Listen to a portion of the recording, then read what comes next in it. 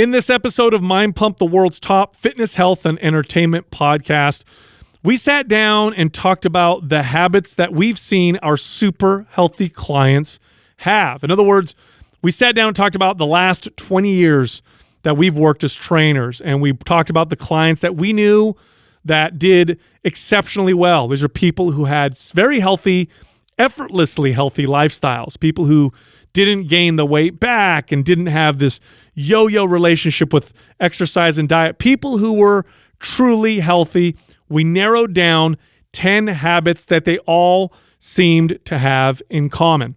Now, this podcast is brought to you by our sponsor, Four Sigmatic. Four Sigmatic has some of the best mushroom-based supplements you'll find anywhere. Now, one of my favorite products from them is Cordyceps. I love taking their Cordyceps supplement before I'm going to be outside in the heat. It makes me more heat tolerant. It also helps me with long exercise bouts, so I seem to have more stamina, but they have many other products. One of my other favorite products is their mushroom coffees. These are wonderful coffees that'll help wean you off of the traditional coffee that you're currently having. They combine caffeine with adaptogenic herbs and mushrooms, which help balance out your body's response to caffeine, the stimulant. In other words, you're going to feel energized but calm, focused, and not jittery.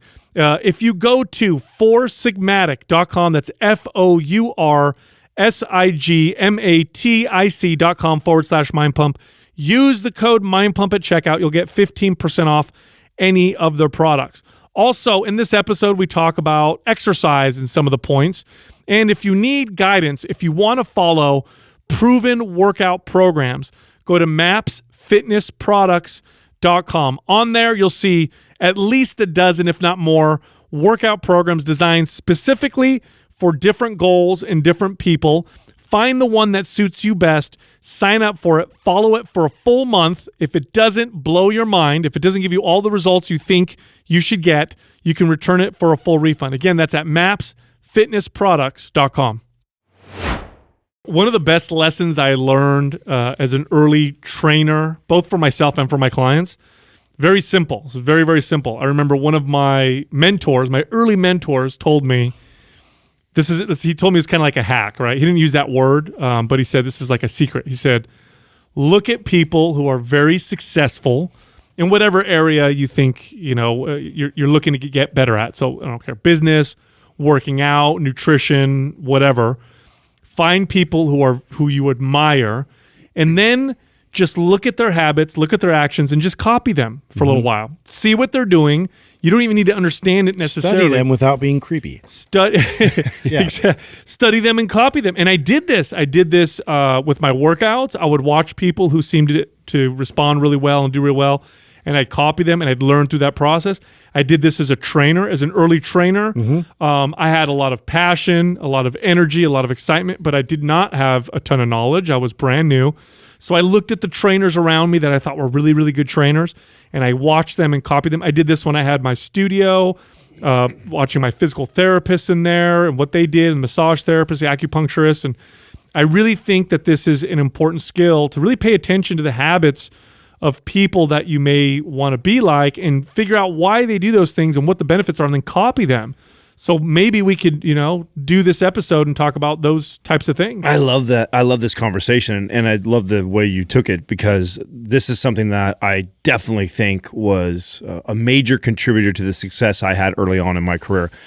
That was something I didn't have a lot of experience. I didn't have an education in the background of kinesiology or sports medicine, and so what I did have was an opportunity to work in a place that was highly competitive. There was 20 trainers there, and it was very easy to see who the best was. They ranked. I could see who was training the most clients, how much money they were making, and I immediately attached myself to this guy and just asked a million questions. And I remember years later, and when I got into leadership and I had my own staff, it just blew my mind how many people did not do that. Like, why would you not look to your peers or look at somebody in the space that is having a ton of success and model many of the things that they are doing to have success? Doesn't mean you got to be them, doesn't mean you got to actually copy them, but model after a lot of the habits that they've put in place. Because it's normally not something magical that has made this person so successful.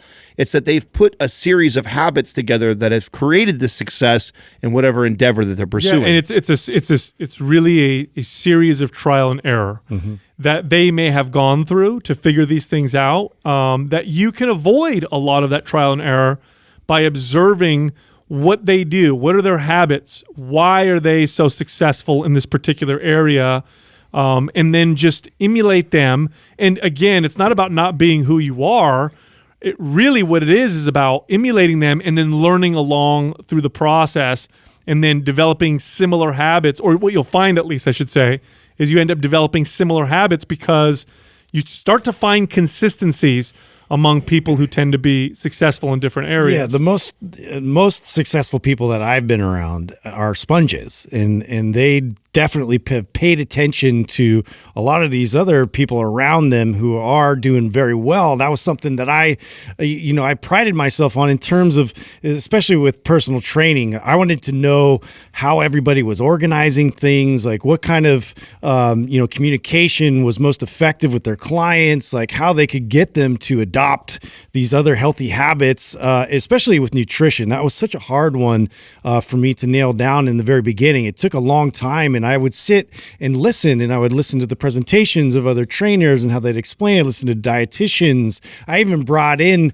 a dietitian for myself and my own business to up the value of what I was presenting my clients. And I did that purposely to learn from them and to model, some of what they were promoting to my clients. And then I would, take that with me on. I have this knowledge now that I can pass on, and it comes from me. Right. So here's what we did, right? So, Adam, Justin, and myself, for a long time, we're trainers who train clients, or we train trainers who train clients. And so through this process, we've been exposed to thousands, if you add them all up, right, thousands of people that we've either worked with directly or, by proxy, right, through other trainers.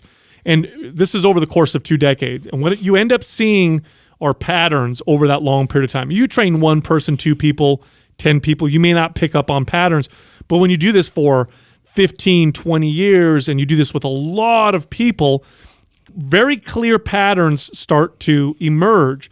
And so what we did in this episode is we listed, 10 habits that we've seen that are consistent among the super healthy people that we've been around, the people who seem to do it effortlessly, the people who seem to have the best overall health, the people who seem to do it forever. These are not people that are in and out, but rather it's a part of who they are. Well, and the very first one that we listed is plan breakfast. And I love how you had Doug put it up on the notes by putting a hyphen, right? So it's break fast. Yes. Because some people I know right away might be thinking, well, wait a second, what if I intermittent fast? And what if I don't exactly do breakfast? And the key, there's a lot of arguments for both. Right. And I think the key to this first one is the planning piece. Yes. Not so much do you eat at 6 a.m. or 9 a.m. or 2 o'clock in the afternoon, but it's that you have structure for the very first meal that you eat for the day. Mm-hmm. And the people that I've seen that have had the most success around nutrition do this. They map out that first meal and all the other ones, but the first one is so important to kick off the day and set the tone. It totally does set the tone, because so let me give you an analogy, right? Let's say you have an important presentation at work, right? This is a presentation that your potential promotion hinges upon. So you got to do this big presentation. Do you walk into it and then just, wing it? Do you just shoot from the hip? Or do you plan for it? Do you think about the scenarios and what to talk about and how to present the things you want to present? Now, if you're a smart person, you plan. You don't just walk in and then just shoot from the hip, because your chances of success are much higher by planning. So this is what we've observed training clients, is that people who don't plan breakfast, and again, break fast, meaning the first meal of the day. So this could be in the morning, it could be in the afternoon, but essentially the first meal of however many meals you're going to have throughout that day. People who plan it are more thoughtful. It sets the tone, and they tend to eat better throughout the day. Now, people who don't plan it, it tends to become a race against the nutrition. It tends to become this battle throughout the day, like, oh my gosh, I'm late, got to get to work, what can I eat? Or I haven't eaten anything, now I'm starving, let me just grab this quick thing. And then the rest of the day tends to follow suit. And I can argue that the things that you eat probably is among some of the most important thing that you can plan throughout your whole day, because your health does affect everything that you do. So the food that you eat is extremely important, and planning it is just prioritizing. And when you plan it, your odds of success are much higher. You also got to take into account too that, and I know that this has happened to you guys. It's not like we've planned every single meal of our lives since we've been personal trainers, but the days that I forget to set this up, or I neglect, planning for what my first meal is going to look like, what ends up happening, and I'm sure this happens to other people, you get your cup of coffee and that's it, and then you get in the car and you rush to work, and then you get busy with your day, and then hours go by, and there was no planning to that. It wasn't like I was intentionally intermittent fasting or trying to do that. I was just busy. And then as the days go by, all of a sudden hunger starts to kick in because I haven't eaten for a long period of time. And then what follows that are all the crazy cravings. And what follows that is typically this struggle of, oh my God, fighting off this craving of what I really want and what's convenient and fast versus, what I should have, and I should go prepare this. And it's like, it's very easy to make that quick decision that isn't ideal for you when you haven't set up and you haven't planned. Plus, your options that are surrounding you at the time usually aren't all that ideal. Like, so you get yourself in that situation where now I'm really hungry. I haven't really planned. What can I get, in a pinch right now? It's usually not like the best thing for you at that point. And so I like the conversation that this is really more about, the structure of it, as opposed to like, let's give you these very specific food items that you need to focus on for breakfast, because it's just not realistic. Everybody has such like individual biodiversity and, needs that they have, and also people have different reactions towards food. So you want to set it up whatever's best for you specifically, to then carry you throughout your day and have that energy to pull from. Right. So here's an example of planning for breakfast. So yesterday, I'm having dinner with Jessica, and I open the fridge and I go, oh, we don't have any eggs. So I'm going to go to the grocery store and get some eggs, because that way I can have those for breakfast tomorrow. That's as simple as that. It's as simple as being a little bit prepared and planning for knowing that you're going to eat in a way that's healthy and balanced for you. And, Adam, you mentioned even planning to fast. There's a very, very big difference in how I feel when I plan to fast versus when I don't eat because I didn't think about it. Right. Yeah. Very different feeling. Yeah. If I'm just not eating because I'm too busy and we got meetings and stuff going on, the mindset that I have is much more like I just need to eat something real quick. Reactionary. Right. If I think to myself, tomorrow I'm going to fast, now if I don't eat, I don't have that same reactionary mindset. And it's really all about the planning. It doesn't have to be super planned where you meal prep and all your food is prepared. It can be that, but it can be as simple as tomorrow I'm going to wake up at this time, which gives me 20 minutes, which gives me enough time to eat this kind of breakfast. And at lunchtime, I'm going to bring this food so I can eat that, or I'm going to schedule this much time to have a break so I can eat at this place. So ahead of time what you're going to do. And the successful people that I've worked with, the super healthy people, none of them fly by the seat of their pants when it comes to nutrition. They just don't. All of them have at least some sort of planning that goes into it, and especially breakfast, but usually all of their meals. So speaking of planning, it brings me to the next one, which, and I remember when we first started this podcast, you guys used to like to razz me and tease me about my water jug that I used to carry around, right? Yeah. So, and here's the thing, like before I never used to do that before competing, like until I got to a point where, I needed to track and that was important to getting ready for stage. I just said, I'll just, make an effort to drink water, but I wasn't really counting or tracking or paying attention to. And one of the things that I noticed when I really started to track, one, I realized how much I underconsumed water. Mm-hmm. And then two, I found when I was busy trying to drink water all day long, that it kept me from making other poor food choices and also drinking my calories and elsewhere. So it had this kind of two-pronged thing that helped with my success in my journey of health and fitness. And so that's something that I once I pieced that kind of together, it became like a mandatory thing that I would just teach clients. Like, and obviously depending on their size, it's the different amount that I'm telling them to target. Although I think anywhere from a half a gallon to a gallon is a pretty good generic number for most people.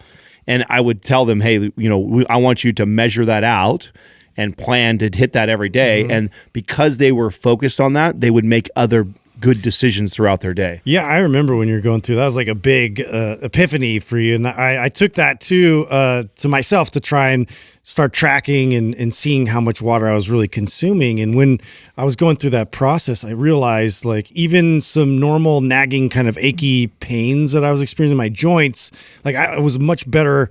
Those were eliminated on some level, just trying to remain hydrated. There's lots of benefits to being hydrated that I didn't even consider, especially like being more foggy and not as clear thinking as well. It was pretty crazy. Yeah, you notice big differences in your skin. I know this was a great selling point for my female clients, where I'd say, hey, let's aim to drink this much water, and then let's pay attention to your skin.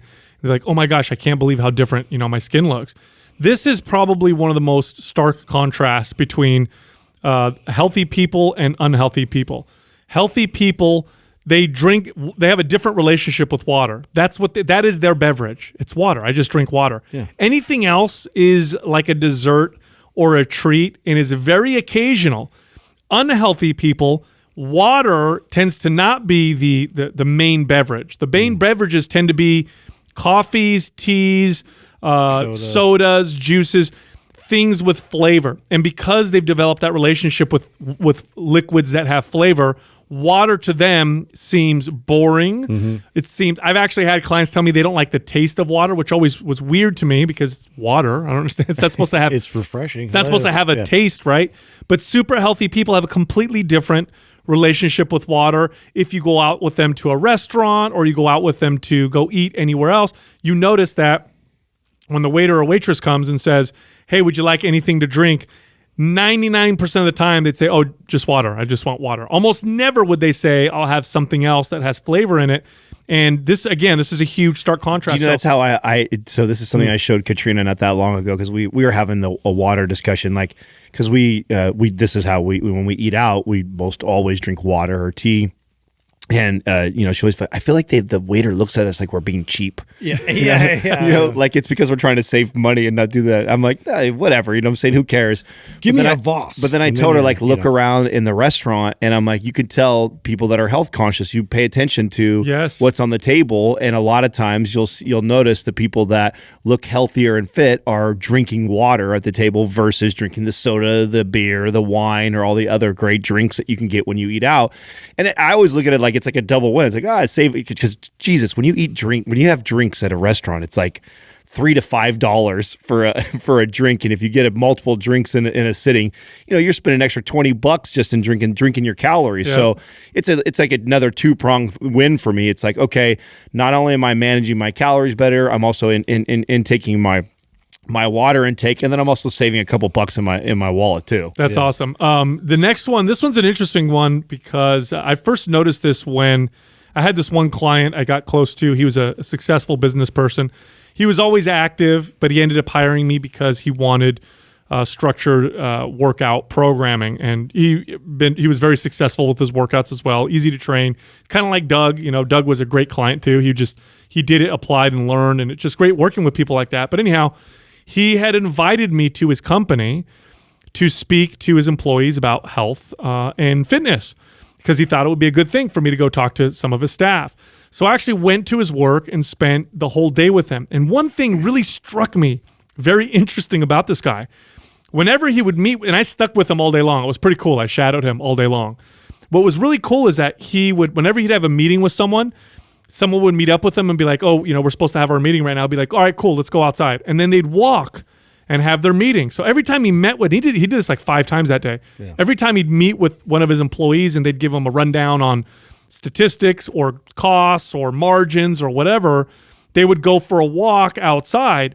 And I asked him about this. I said, why do you, I noticed you walk. Is this because you're so fit, fitness conscious? Is it because you like to maintain your fitness?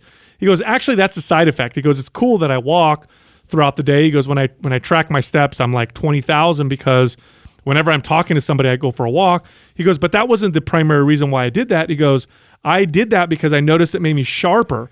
When I didn't do that, I wasn't as sharp. I didn't feel like I could really empathize as well. My staff, I noticed when we would walk, they were able to convey what they were conveying. Brainstorming was much better.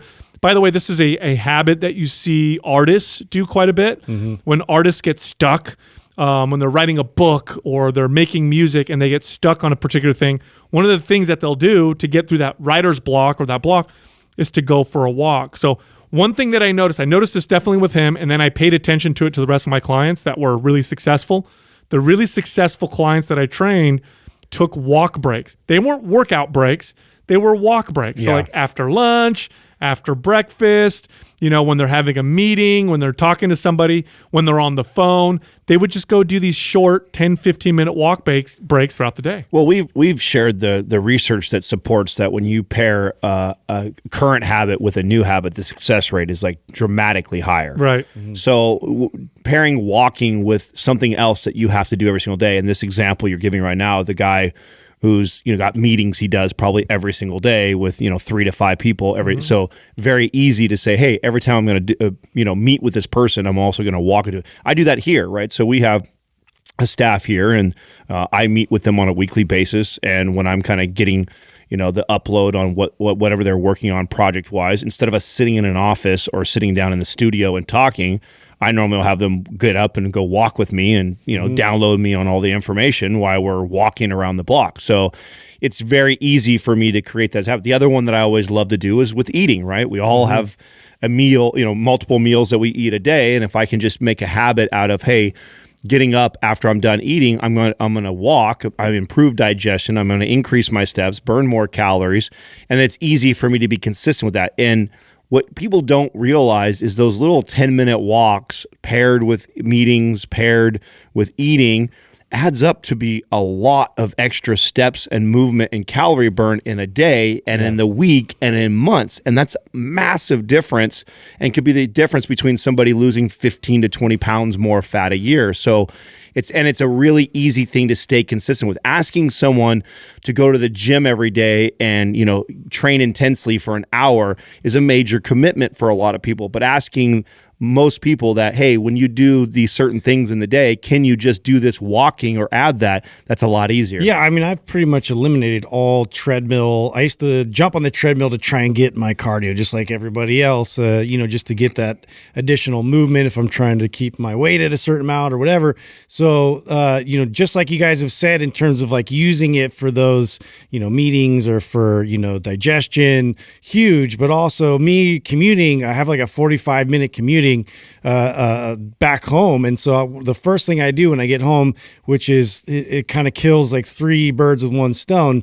I get home, the kids come out with me, the dogs come out with me. Everybody sort of like downloads me about their day, like how this online school thing has been going, like, what your struggles have been. Like it's just a much better conversation than it is when I come in and everybody's sort of in their own corner and, off on their own. So it's a great way to then connect with people as well. Yeah. And let me put it this way. Let's say you did, 3, 10 minutes. And here's the wonderful thing about walk breaks is it doesn't feel like a scheduled workout. It's a lot easier to maintain. But think about it this way. If you did 3 10-minute walks a day, okay, first of all, easy to digest. It's a 10-minute walk. 10 minutes is easy to spare at any given moment throughout the day.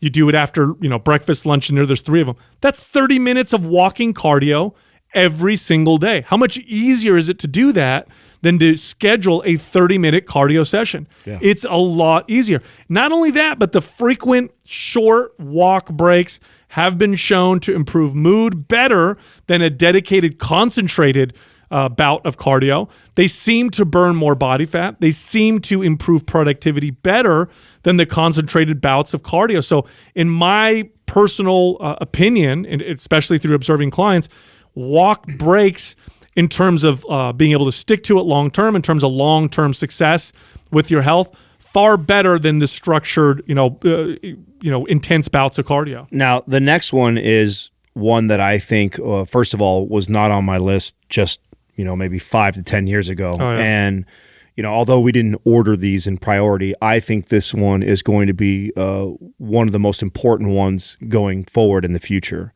And that is the importance of unplugging and making a conscious effort to detach from all of our tech. I know you guys used to tease the shit out of me about the Adam Atler book that I shared years ago.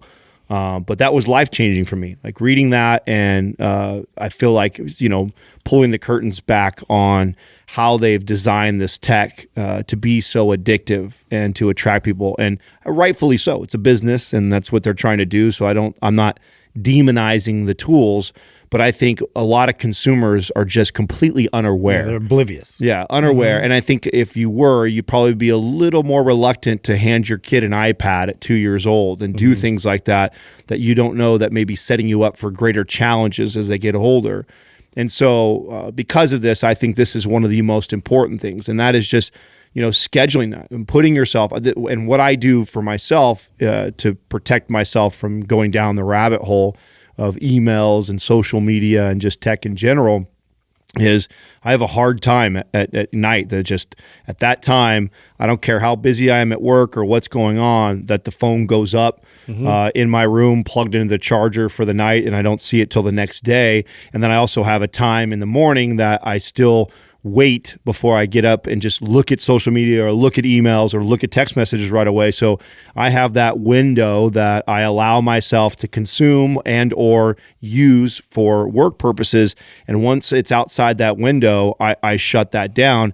And I think that this is going to become such an important practice for people in the future because it's so easy to get sucked in. Well, it's one of the more challenging one I think people will face because it's engineered in such a way where almost like everything is on the phone now. I mean, that you could justify. I could justify, I need this for directions. I need this for so-and-so's going to call me, and I need to text all these people, and I need to check my emails, and like everything is there. And so it's a very challenging time that we're in now to be able to put that aside. And really it just revolves back to the first thing with the scheduling of food. It's the same mentality going into that. Really have to start structuring your day in such a way where you're not reactionary towards all these things. You're ahead of it. So I'm going to be ahead of it. I'm going to plan this window during my day to accomplish as much as possible. And if I don't, it's okay. I'm just going to focus tomorrow. Yeah, probably the biggest benefit of doing this is the shift in perspective that you get, because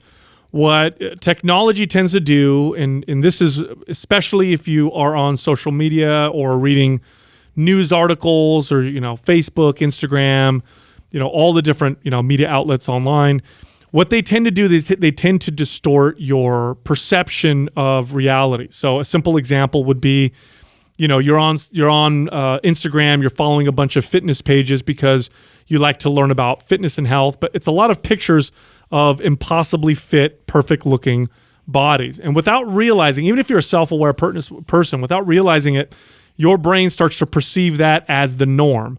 So then you start to perceive yourself as far worse than you may actually be in terms of your levels of fitness, which can tend to make you feel worse. Another good example is reading news articles. If I go on any news outlet, I'm going to read clickbaity articles about what's going on in the world. So I'm going to read about some kid that got kidnapped over here and some, this sex trafficking ring over there and this drug bust over there.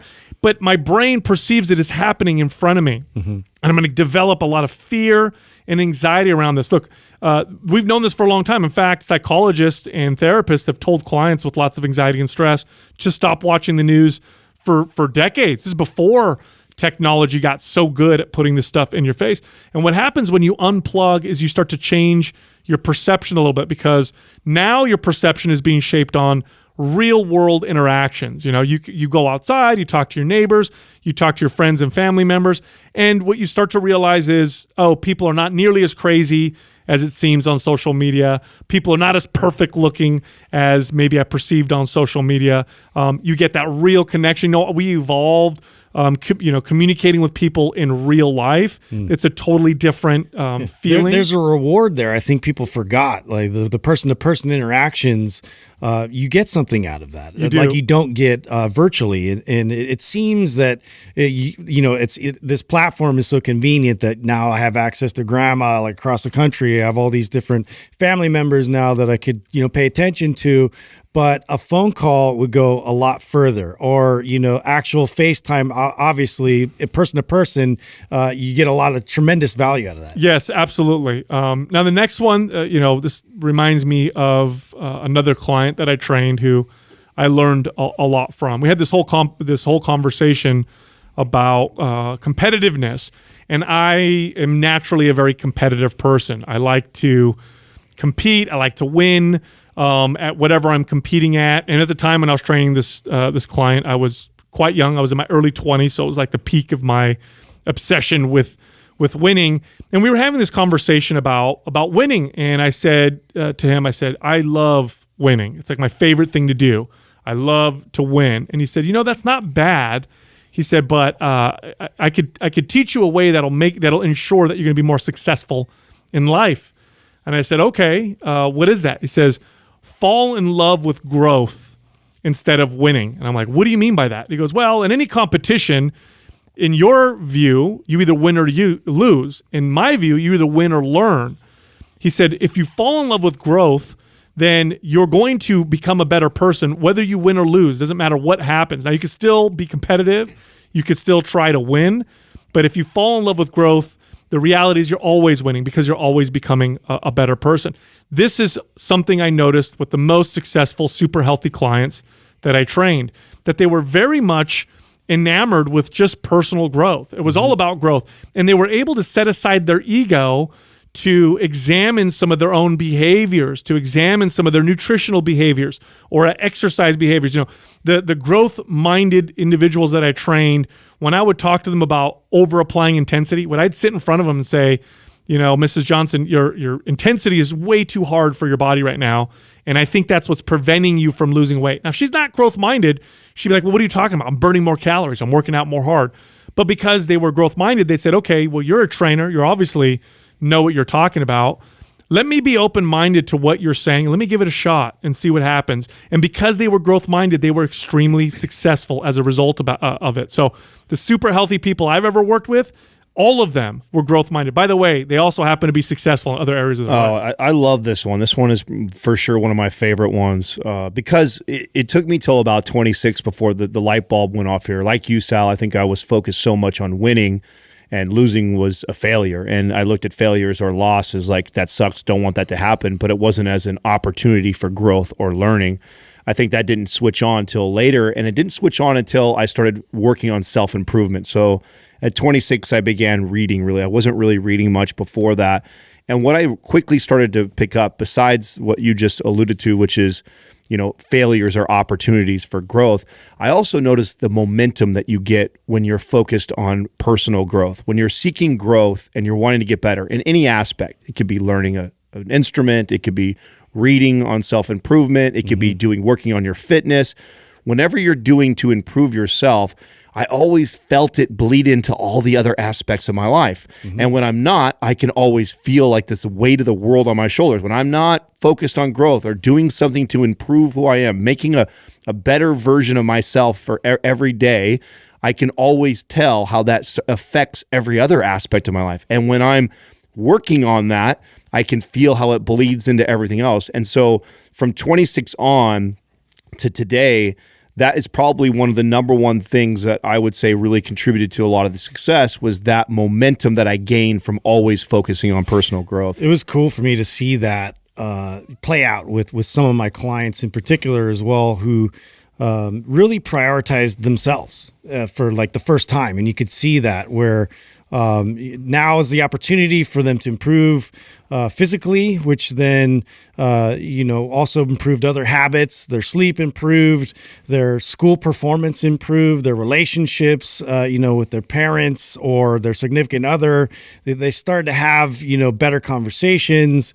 And it was just a snowball effect of things that transpired as a result of them really kind of taking that time to, hone in on working on themselves and being growth minded and going through that process. And I think that's one of these areas. If everybody could just really take the time to experience it, it takes some courage, it takes some bravery to do something new. And I think that's the big barrier for a lot of people to be challenged with. But if you do pursue it, it really does affect everything in a positive way. Oh yeah, if you're growth minded, if you're seeking growth, all these points that we're listing in this episode are going to work for you. If you're not, it's going to be very difficult to adopt any of these if they're not ones that you already do. Now the next one took me a long time to figure out for myself, but I did figure it out for my clients.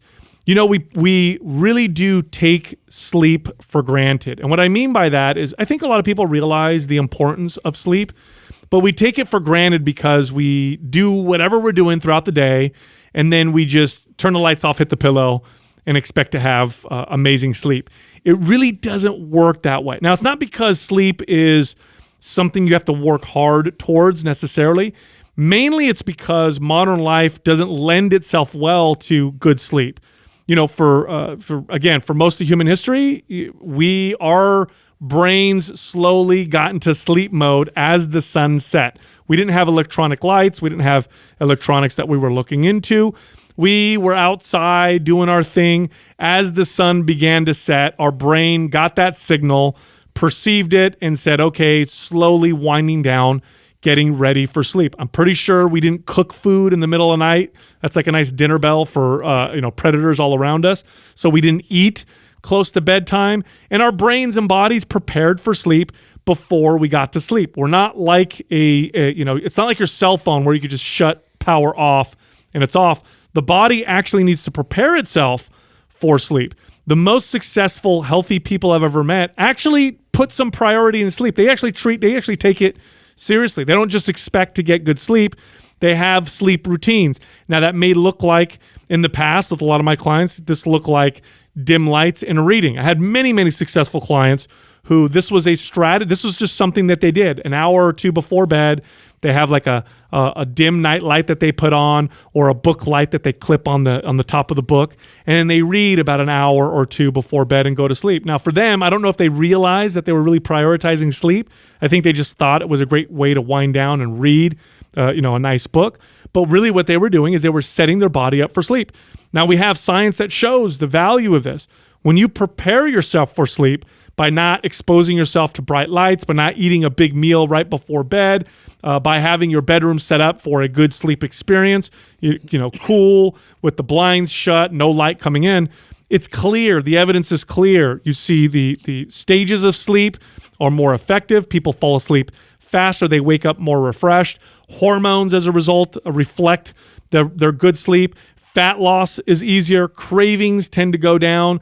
This is a very important one. It's not a hard one to do, by the way. There's not this crazy, it's like you have to follow this crazy workout or understand nutrition in and out. Really, it's just about taking it seriously, just preparing your body for sleep. I think a reason why it's not, a lot of people don't have success with it, because I think a lot of people are unaware they're not having success with it, right? I think a lot of people, there's nobody who doesn't sleep, right? So everybody sleeps. So I think everybody assumes that, oh, I'm fine. I get up, and I've been sleeping my whole life. Every single night I get up about my day, and I think they're just unaware of what it looks like when you really optimize sleep. At least that's what it was for me. Like, I just assumed that because I got up every day and crushed every day, that I wasn't lacking in the sleep department. And until I start, just like the tracking of the water or paying attention to your macros and calculating and weighing your food, like, it's just one of those things. Until you really start to pay attention to it, you don't realize how much better it can be if you put a little effort towards it. And to your point, Sal, it can be just that simple.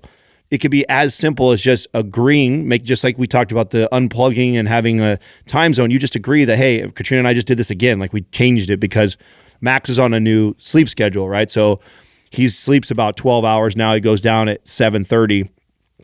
But he is up, like, come 6:37, he is up and ready to be up. There's no like laying down and wanting to nap anymore or relaxing, kind of what it was before, because when he was getting up multiple times in the night, it was like these little 3-hour windows we were sleeping with him because we were constantly having to get up with him. Well, now that he sleeps consistently, when he's ready to get up, he's ready to get up, which means we now have to adjust our time of going to bed. Before, Katrina and I would allow ourselves to stay up till 10:30, 11:30 at night on a regular basis.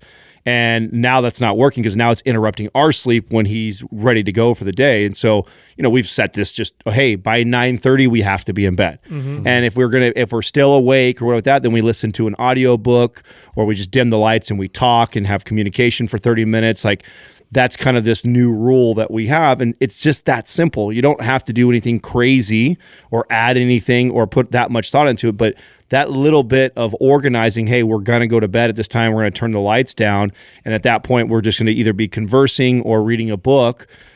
Does wonders for setting your sleep up. Yeah, I think if you ask somebody, just a random person, like, have you ever felt like super refreshed in like you had like the best night's sleep ever, and they could kind of recount a time where that happened, but well, what did you do that led up to that? Like, I doubt they could even tell you what all that looked like. And I think if people just put more effort in understanding how they set themselves up to have that feeling of being refreshed and having this vibrant energy in the morning, obviously you're going to see the benefit to that, and there is a way to do that. Right. Now, the next one, near and dear to all of our hearts, we talk about this all the time, and that is to build muscle and lift weights. There is no form of exercise that is better suited to combat the troubles and challenges, the health challenges of modern life, like resistance training, like lifting weights.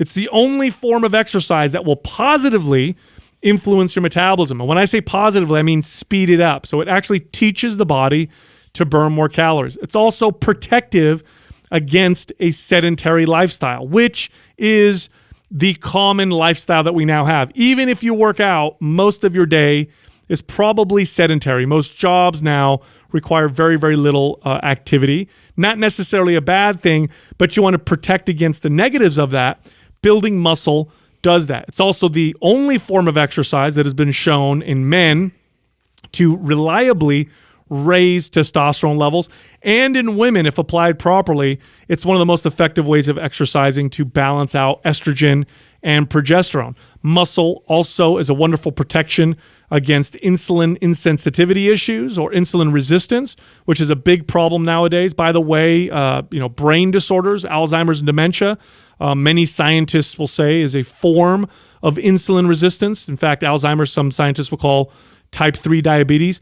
Lifting weights is the best form of exercise when you consider the context of modern life. Here's the best part about it. You don't have to do it every single day. Right. Mm-hmm. Most people can lift weights 2 days a week, maybe 3 days a week, and you're going to reap most of the benefits I just talked about. I'm going to even challenge that a little bit, and that's because there's a very good chance like our single topic episodes get shared the most, right? So there's probably thousands of people listening to us for the first time with this, and if you're somebody who is not already into fitness and lifting weights on a consistent basis, even 1 day a week of a full body routine, if you are doing all these other things, can make a huge difference in your life. That's true. And it's very different than how I would have approached fitness, 10 years ago. Back in the days, I would never tell a client they could lift weights only 1 day a week. It was just like, oh my God, you need to be in here at least 3 to 7 days a week. And that's so not true. In fact, you're far better off if you're not doing anything right now, just starting 1 day a week, becoming very consistent with that before you go to 2 and then eventually go to 3.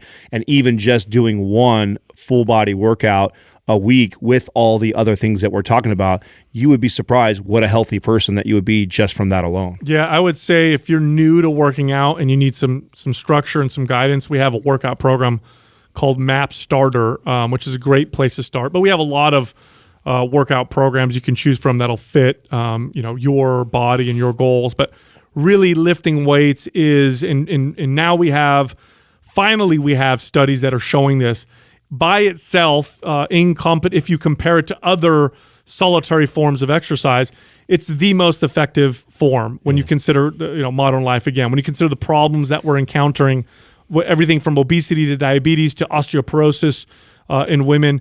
Lifting weights, and again, it doesn't take much. This is the wonderful thing about it. Lifting weights is just sending a signal to your body that says we need more muscle. It's not like you're doing it to burn tons of calories. Unlike other forms of exercise, you don't need to do it all the time to reap the amazing benefits. Yeah, and that's the thing is it doesn't have to be all that often. I mean, strength training itself provides you with abilities. So, strength itself is something that you want to be able to keep and maintain because, as we age, we're going to start losing these abilities. And this is something that we need to express constantly with our joints to also prevent arthritises and other pains and other discomforts and really improves your overall quality of life. So it's something definitely to consider in your routine. Totally. Now, the next one, this one's interesting to me because with as modern medicine or Western medicine progresses, one of the drawbacks sometimes is we forget old wisdom. Now, we tend to rediscover it later on, which is what's happening right now with this next one. But we did forget it for a little while. In the early days of Western medicine, if a child was sick, if your elderly parent was sick, or if you weren't feeling good, if you were feeling down, you were feeling sad, you were feeling a little bit of pain, something that people used to say was go outside and get some fresh air. This was something that they did all the time. In fact, they would do this with babies, where they would have babies go and sit next to a window, or they'd put them outside to get some fresh air.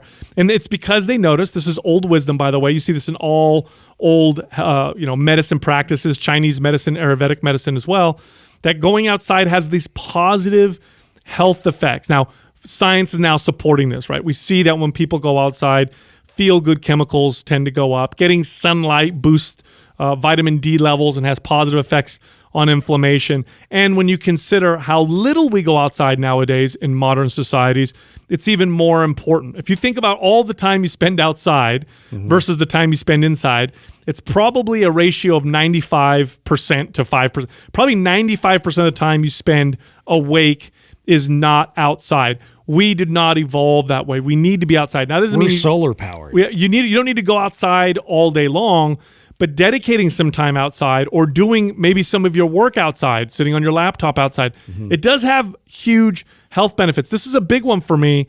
I make sure every single day I go outside for at least an hour, and if I don't, I can tell a marked difference in how I feel. Well, this one feeds big time into the sleep one too, right? For setting your circadian rhythm, right? So I notice a big difference when I go straight from home to work, and then we sit underneath these fluorescent lights and we work all day long until the sun goes down and go home, and how hard it is for me to fall asleep versus when I make a conscious effort first thing in the morning to get out, whether I'm walking the dogs or just going for a stroll, and absorbing that sunlight early on in the day to set the tone for my timing, my clock, so my body knows that, hey, it's daytime, it's the beginning of the day, when it's supposed to start to wind down later on. When we're constantly getting this artificial light all the time, it confuses your body into what time it is and is it time to go to bed. Simply by going out and getting into the sun early on in the day does wonders for you also setting your sleep up later on in the evening. Oh, if you're doing the walks like we talked about earlier, the walk breaks, there you go. You're Great walking way to combo right there. Yeah, you're walking outside, so you're doing your walk and you're getting, you're being outside and getting that sunlight. Right. Now the next one, this one's also very important. This one is connected to the lifting weights one that we talked about, and that is to stay mobile or maintain your mobility. If to keep it as simple as possible, really it's about practicing things you don't want your body to forget. Okay, so if you don't want your body to forget how to run, you should probably practice a little bit of running. If you don't want your body to forget how to bend over to pick something up, reach up above your head, squat down, turn and reach behind you, reach behind you, jump off of a curb or jump up on top of a curb, you probably want to practice these things to maintain your mobility. Now, if you want to take it a step further and make it really effective, you do some dedicated mobility work with dedicated mobility exercises. That probably will give you the best results. I'll be even more prescriptive, right? So we created a webinar at primeprowebinar.com, and it's free, and it's an hour long, and I take you through every major joint, and we do mobility drills in there. If you're listening to this and you're like, okay, I want to start doing this or include this routine, go through that. and then begin to implement some of those moves throughout your week. And you don't need to do it all in one hour setting. I take you through it in an hour setting. And if you've got that dedication and you enjoy doing it for an hour, that's totally fine. But another way you can do this is take all those movements and break them up through the week and set them up as little 5-10 minute increments just to add mobility every single day. And that in itself will do wonders for your mobility. Oh, yeah. And primeprowebinar.com is free. And it's really, go on there and take it. See how you feel before, see how you feel afterwards. Right, you'll feel it right away. Oh, right away. Right. It's not like you got to do this for, a few weeks before you notice a difference. You'll notice a difference right away when you practice it. Yeah, and it's great because a lot of those moves will kind of show you, where when your body isn't in alignment, the difference that you feel immediately from that. And you'll notice it in the way you carry yourself, your posture, your energy levels. It just carries with you throughout the day. And so to be able to apply moments of, these rituals throughout your day in just chunks, watch what that will do for you with all this other stuff throughout your day. Yeah, now this next one's really interesting. It's funny, when you look at studies on longevity, one thing always pops out that I think scientists have a tough time talking about. It's consistent though. Like every longevity study shows that people who have a mindfulness practice, now it usually is in the form of prayer. I think that's the most popular way or most common way people practice mindfulness, but it could also be a meditation or a gratitude practice. But every single longevity study I've ever seen that's done on lots of people shows that people who have a daily practice of prayer or mindfulness, their chances of dying from all causes is significantly lower by itself. This is when they control all factors: diet, activity, they control sleep, they control for smoking and alcohol. By itself, practicing mindfulness every single day reduces people's risks of all-cause mortality. I was watching that show on Netflix Alone, where people are sent off into the Arctic. This is, I think it's season 6 or whatever. And it's so interesting watching these people live in the middle of nowhere for 2, 3, 4 months or whatever at a time, and to see how grateful they are when they catch a squirrel or a fish, things that we tend to take for granted, how happy they are. And it's interesting watching that and seeing how happy they feel in that moment and how sad I feel watching Netflix, eating a burger or whatever on my couch. And it's like, this is totally a mindset. And like anything, you got to practice it to get good at it. Well, this also, to Justin's point that he's made a few times now, I think comes to mind for me, which is it takes us out of that reactive state. Right. Many times we start our day and we're right into it. You wake up, you roll over, you open up your email, your social.